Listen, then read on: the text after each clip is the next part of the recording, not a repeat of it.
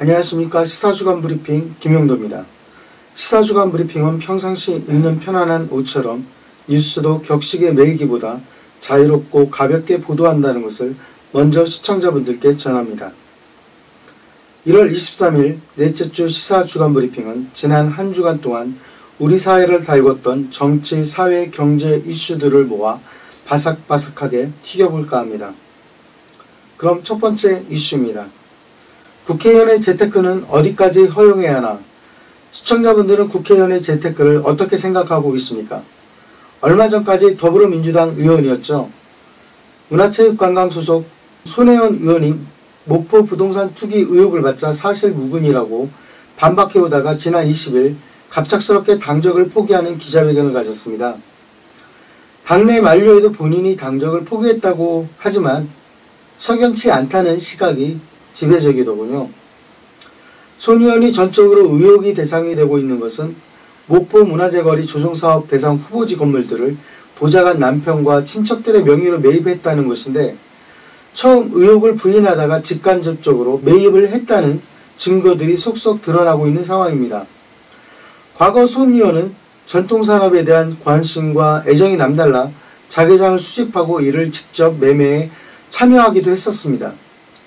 민주평화당 박지원 의원은 손혜원 의원의 손을 들어주는 것 같더니 10여 차의 건물을 매입했다는 얘기의 태도를 바꿔 손 의원을 저수지물을 흐리는 미꾸라지라는 격양된 표현을 써가며 힐난하자 손 의원도 박지원 의원을 향해 배신의 아이콘이라고 맞대응하며 SNS에서 날선 공방 중입니다.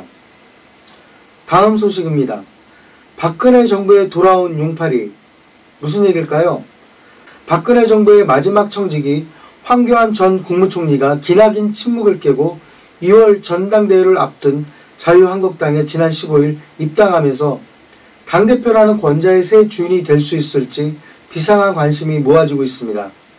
황교안 전 총리의 복귀에 벌써부터 친황계라는 말이 나올 정도로 당대표로 물망에 오른 후보자들을 바짝 긴장하게 만들고 있습니다. 박근혜 정부의 법무부 장관, 국무총리 그리고 박 전 대통령의 국정농단으로 인해 탄핵된 이후 그 공석된 자리를 대통령 권한대행으로 국정을 운영한 전력이 있어 지난 대선 당시 보수층으로부터 대통령 출마 지지를 받기까지 했지만 아직까지 국정농단의 책임으로부터 완전히 자유롭지 못하다는 시각이 큽니다. 이런 연유들로 후보자들의 경계심과 경각심을 불러일으키게 최적의 상황이라는 겁니다. 특히 막말 논란과 지방선거 패착의 원인을 제공한 홍준표 전 대표는 유튜브를 통해 황 전 총리의 병역 문제를 들고 의혹을 제기하며 연일 견제구를 날리고 있습니다. 공안검사 출신의 황교안 전 총리가 이명박 박근혜 역대 정부를 거치면서 세력을 이어가고 있는 보수를 결집시킬 수 있을지 귀추가 주목되는 부분입니다. 다음은 사회부 영원탈곡기 편슬기 기자와 한 주간 우리 사회를 달궜던 주요 이슈들을 조명해 보겠습니다. 팝콘뉴스 시청자 여러분 안녕하십니까? 시사주간 브리핑의 편슬기 기자입니다. 지난 한 주간 있었던 이슈를 살펴보면 먼저 심석희 선수의 용기 있는 제보를 시작으로 체육계 전반적으로 수가 번져나가는 양상을 보이고 있습니다. 유도, 태권도, 정구 종목 등 많은 종목에서 성폭력 피해 폭로가 이어지고 있으며 조재범 전 코치는 경찰 조사에 들어간 상태입니다. 아울러 빙상계는 성폭력 문제에 그치지 않고 친묵 카르텔의 중심에 서 있는 전명규 고수까지 거론되면서 빙상계 자정을 위한 초입 단계에 들어섰다는 평입니다. 예, 체육계의 미투전이 확대되는 그런 양상 같습니다. 그동안 빙상연맹은 코치의 선수 폭행과 선수 간 갈등 등에 이어 이번에는 성폭행이라는 매우 충격적인 그런 사건이 발생했는데요. 일반적으로 흔한 모습같이 이해되고 있어요. 이 정도 수준이면 빙상연맹을 해체하는 것이 바람직한 수순일 것 같은데 어떻게 보시나요? 모든 국민들이 한 목소리로 빙상연맹 해체를 외치고 있으며 청와대 국민청원 게시판에 청원까지 올라와 있습니다만 연맹의 해체보다는 근본적인 문제의 해결이 선행되는 것이 우선적으로 보입니다. 단순 꼬리 자르기식의 해체는 용기 내 고발에 나선 선수들에게 아무런 도움이 되지 않을 것이기 때문입니다. 예, 그렇군요. 편 기자는 이와 같은 병폐의 근본적인 문제점이 무엇이라고 생각하고 있나요? 과거부터 이어져 온 성적 우선주의와 주종관계에 가까운 사제관계, 아울러 폐쇄적인 체육계 문화를 비롯해 이른바 침묵의 카르텔이 견고하게 뿌리내리면서 매번 같은 문제가 반복되는 것으로 보입니다. 네, 그렇군요. 그럼 다음 소식은 무엇인가요? 다음은 남양 곰팡이 주스 사건입니다. 아이에게 유아용 주스를 먹이다 주스에 곰팡이가 나와서 남양의 브랜드 신뢰도가 바닥으로 떨어지다 못해 더 이상 잃을 것도 없는 상황에 몰렸습니다.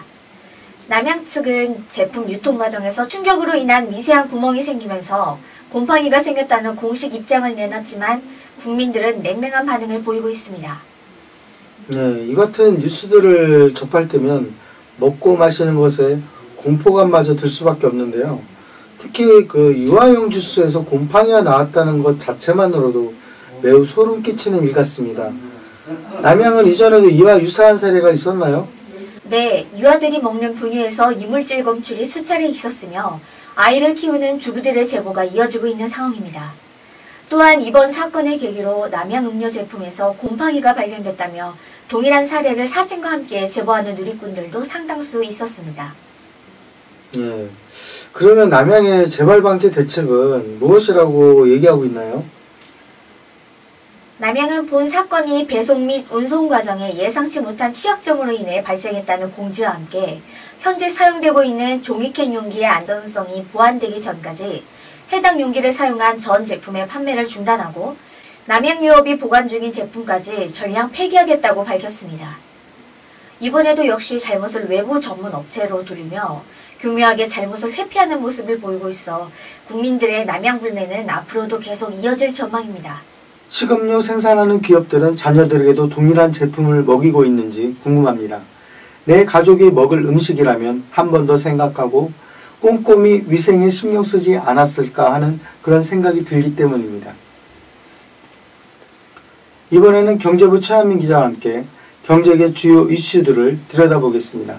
지난주 카카오가 카풀 시범 서비스를 잠정 중단하고 택시업계는 사회적 대타협 기구에 참여하기로 나서면서 갈등 해결을 위한 작은 물꼬가 트였습니다. 지난 18일 택시업계는 카카오 카풀 시범 서비스 중단 발표 사흘 만에 사회적 대타협 기구에 참여하기로 방침을 정했고 비상대책위원회를 꾸렸습니다. 사회적 대타협 기구 참여에 나선 4개 택시단체 비상대책위원회는 카풀 개방만 전제하는 것이 아니라 카풀 문제 자체를 우선으로 놓고 논의에 나선다는 계획입니다. 다만 비대위는 사회적 대타협 기구와 관계없이 지난 9일 분신에 숨진 택시기사 임정남 씨의 장례 일정과 향후 투쟁 계획은 별도로 진행한다고 밝히면서 카풀 문제가 완전한 종결을 지을 때까지 강구하게 나설 것으로 보입니다. 그러면 택시업계가 이번 사회적 대타협 기구를 통해서 카풀 허용을 수용할지 그게 초미의 관심사가 될 것 같아요. 어떻습니까? 정부와 여당에서 논의되던 완전 월급제 등 택시산업 지원책을 바탕으로 우선 협상 테이블에 나섰지만 갈등의 골이 깊어 재차 카풀 전면 금지로 선회될 수도 있어 보입니다. 예. 그렇게 갈등의 양상이 커지고 있는데 그 이면에는 그 이권이 분명히 있어서 이렇게 갈등이 서로 간에 양극화되고 첨예화되는 것 같아요.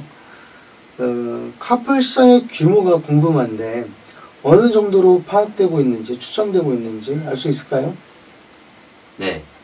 올해 초 관련 업계에 따르면 전 세계적으로 카풀 시장 규모는 오는 2030년까지 지난 2016년과 비교해 30% 이상 성장할 것으로 관측했습니다. 이를 국내 시장에 대입하면 2030년까지 15조 원대 규모로 시장 확장이 예상된다는 이야기입니다. 교통과 관련해 법률적 판단을 소개하는 한문철 변호사도 지난 11일 유튜브 방송을 통해 카풀이 허용되면 2천만 대 이상 영업이 가능해지는 엄청난 규모의 산업이라고 전했습니다. 예. 그러면 전 국민의 어떤 카풀화가 되겠네요. 정부에서 얘기하기를 카풀하면은 뭐 4차 산업의 총화다, 공유경제다라고 얘기를 하고 있단 말이죠. 맞는 얘기인가요? 카풀은 4차 산업혁명 가운데 플랫폼 사업과 공유 경제 형태를 띤 사업을 창출합니다. 기업이 제공하는 플랫폼 안에서 시장 참여자들이 자유로운 거래를 하는 시스템입니다. 하지만 택시업계에서는 알선 방식에 불과한 카풀 산업이 왜 4차 산업이냐며 반문하고 있어 이견이 좁혀지지 않고 있는 것입니다. 네, 그렇군요. 자, 그럼 다음 소식은 무엇인가요? 정부가 기업들의 혁신적인 상품 개발을 돕기 위해 제한돼 있던 규제를 풀어주는 규제 샌드박스 제도도 지난주 17일 첫 발을 내디뎠습니다. 기업이 규제에 대해서 정부에 문의하면 한 달 안에 신속하게 답을 받을 수 있도록 조치되고 관련 법규가 모호해도 규제 적용이 면제됩니다. 신청 기업은 심사를 거쳐 통과가 되면 2년간 규제 적용 대상에서 제외됩니다. 정부는 규제 샌드박스 제도로 새로운 상품이나 서비스를 시행하려는 혁신 기업이 활발한 활동을 통해 경제에 활력을 가져올 수 있기를 기대한다고 밝혔습니다. 네, 그렇군요. 예, 근데 이게 규제 샌드박스라고 불리는 이유가 있나요?